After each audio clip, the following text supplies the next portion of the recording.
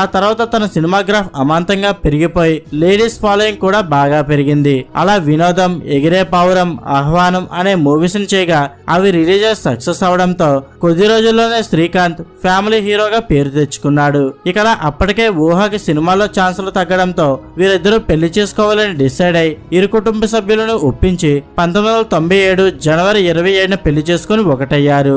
అలా పెళ్లి తర్వాత ఊహ సినిమాలకు ఫుల్ స్టాప్ పెట్టేస్తే శ్రీకాంత్ సినిమాలో బిగ్గెస్ట్ హీరోగా ఎదిగాడు. అలా వీరి అన్యోన్య సంసారానికి గుర్తుగా రోహన్, రోషన్ అనే ఇద్దరు అబ్బాయిలు, మేధా అనే అమ్మాయి కూడా జన్మించింది.